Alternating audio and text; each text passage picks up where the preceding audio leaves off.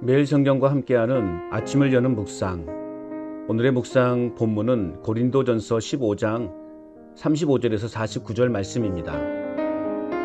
누가 묻기를 죽은 자들이 어떻게 다시 살아나며 어떠한 몸으로 오느냐 하리니, 어리석은 자여, 내가 뿌리는 씨가 죽지 않으면 살아나지 못하겠고, 또 내가 뿌리는 것은 장래의 형체를 뿌리는 것이 아니요 다만 밀이나 다른 것의 알맹이 뿐이로되, 하나님이 그 뜻대로 그에게 형체를 주시되 각 종자에게 그 형체를 주시느니라.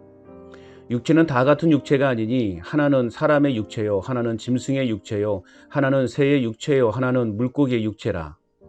하늘에 속한 형체도 있고 땅에 속한 형체도 있으나, 하늘에 속한 것의 영광이 따로 있고 땅에 속한 것의 영광이 따로 있으니, 해의 영광이 다르고 달의 영광이 다르며 별의 영광도 다른데 별과 별의 영광이 다르도다. 죽은 자의 부활도 그와 같으니, 썩을 것으로 심고 썩지 아니할 것으로 다시 살아나며, 욕된 것으로 심고 영광스러운 것으로 다시 살아나며, 약한 것으로 심고 강한 것으로 다시 살아나며, 육의 몸으로 심고 신령한 몸으로 다시 살아나나니, 육의 몸이 있은즉 또 영의 몸도 있느니라. 기록된 바 첫사람 아담은 생명되었다 함과 같이 마지막 아담은 살려주는 영이 되었나니, 그러나 먼저는 신령한 사람이 아니요 육의 사람이요 그 다음에 신령한 사람이니라. 첫사람은 땅에서 났으니 흙에 속한 자이거니와 둘째 사람은 하늘에서 나셨느니라. 무릇 흙에 속한 자들은 저 흙에 속한 자와 같고, 무릇 하늘에 속한 자들은 저 하늘에 속한 이와 같으니, 우리가 흙에 속한 자의 형상을 입은 것 같이 또한 하늘에 속한 이의 형상을 입으리라. 아멘. 오늘의 묵상 제목은 하늘에 속한 사람답게 살아가는 삶입니다. 주님의 변화는 성도들을 변화시켜 신령한 몸으로 살아가게 합니다. 그렇다면 우리 자신이 바라는 부활 소망은 무엇입니까? 첫째는 35절에서 41절입니다. 새로운 몸으로의 부활을 소망합니다. 죽은 사람이 어떻게 다시 살아나며 어떤 몸을 갖고서 다시 온다는 거야? 라는 질문에 바울은 뿌려진 씨앗이 죽어야 다시 살아나듯이 사람의 몸도 죽어야 다시 살 수 있다고 대답합니다.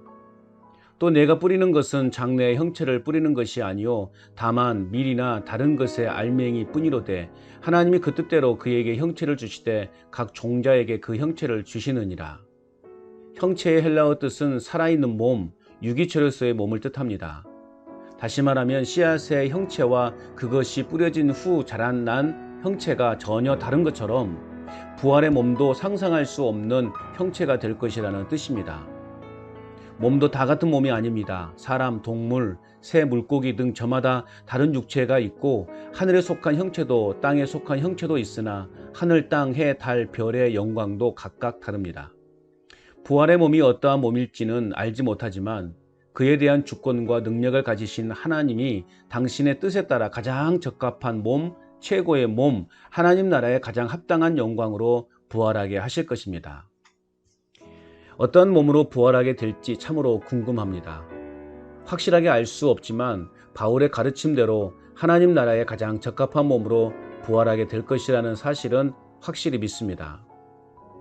농촌은 한참 바쁜 시기입니다.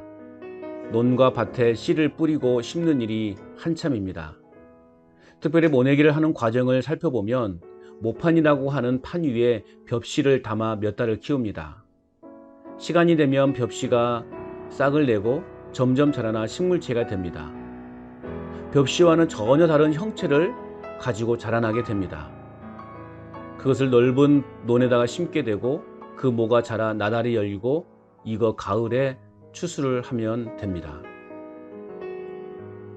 예수님이 재림하실 때 죽은 내 영혼뿐만 아니라 육체 또한 부활하게 될 것인데, 어떤 부활체로 입혀줄 것인가는 전적으로 하나님의 주권에 달려 있다는 사실을 믿어야 합니다. 그러므로 현재 당하고 있는 고난이 두렵거나 절망할 수 없는 이유는 장차 나에게 나타날 영광스러움과 비교할 수 없기 때문임을 고백합니다. 현재 내 자신의 삶이 불만족스럽다 할지라도 이 삶은 잠시이지만, 영광스러운 몸 그리고 새로운 몸으로 부활한 후의 삶은 영원합니다. 새로운 몸으로의 부활을 소망하며 오늘도 믿음으로 살아가길 소원합니다. 또한 우리 자신이 바라는 부활 소망은 무엇입니까? 두 번째는 42절에서 44절입니다. 신령한 몸으로의 부활을 소망합니다. 바울은 네 종류의 육체 중에서도 특별히 사람의 육체의 부활의 문제에 초점을 맞추어서 현재의 몸과 부활의 몸을 네 가지 관점에서 비교합니다. 썩을 것으로 심고 썩지 않을 것으로 다시 살아나며, 욕된 것으로 심고 영광스러운 것으로 다시 살아나며, 약한 것으로 심고 강한 것으로 다시 살아나며, 육의 몸으로 심고 신령한 몸으로 다시 살아난다는 것입니다. 그리고 육의 몸, 곧 자연의 몸이 있다면 그것을 초월하는 영적인 몸도 있다는 것입니다. 인간의 몸은 타락 이후에 죄로 오염되어 있고, 또한 인간의 몸은 갈수록 연약해지는 한계를 가지고 있지만, 부활 후에는 죄의 문제가 해결되고 죄의 종노릇하지 않는 거룩한 몸과 영광스러운 몸이 될 것입니다. 부활의 몸은 다시 사망이 없는 강하고 아름다운 몸이 될 것입니다. 그리고 신령한 몸으로 부활하게 될 것입니다. 비록 썩어질 내 자신의 몸이지만 하나님의 형상으로 지음을 받았기에 영광스럽습니다. 그런데 영원히 썩지 아니할 몸으로 새롭게 태어난다면 그것은 더할 나위 없지 않겠습니까? 모든 불순물들이 깨끗이 씻겨 없어진 신령한 몸을 갖게 될 것입니다. 오늘 내 자신이 붙잡고 있는 영광과 존귀함은 이 땅에서 사라질 것들에 불과합니다. 또한 육체의 질병이나 가난 등도 이 땅에서만 겪는 고통입니다. 신령한 몸으로의 부활을 소망하며 인내로서 모든 상황들을 견디는 믿음으로 살아가기를 소원합니다. 끝으로 우리 자신이 바라는 부활 소망은 무엇입니까? 마지막 세 번째는 45절에서 49절입니다.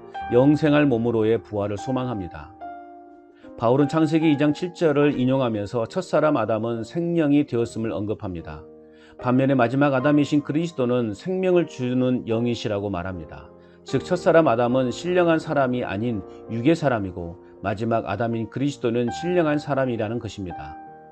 또한 첫사람 아담은 땅에서 났으니 흙에 속한 자이지만 둘째 사람은 하늘에서 났음을 드러내고 있습니다. 아담은 이 땅에서의 육신의 몸을 입고 살아가는 모든 인류를 상징한다면, 그리스도는 부활의 몸으로 하나님 나라에서 영생을 누릴 구원받은 성도들을 예표한다고 할 수 있습니다. 우리가 흙에 속한 자의 형상을 입은 것 같이 또한 하늘에 속한 이의 형상을 입으리라. 성도는 흙에 속한 자일 뿐만 아니라 하늘에 속한 자입니다. 다시 말하면 그리스도를 믿음으로 그리스도와 연합했기 때문에 그리스도와 같이 하늘에 속한 자라는 사실입니다. 의술이 발달되고 과학이 발달되어 사람의 수명은 연장시킬 수 있으나 내 자신의 수명은 호흡이 있을 때까지입니다. 즉 죽음의 한계를 넘을 수 없다는 것입니다. 그렇기 때문에 죽음을 이기신 주님의 부활이 나의 삶에 충만할 때 죽음의 권세를 이기고 영원한 생명의 길로 나아갈 수 있게 되는 것입니다. 험한 세상을 이길 수 있는 비결은 바로 영생의 삶에 대한 분명하고 확신 있는 고백 때문입니다.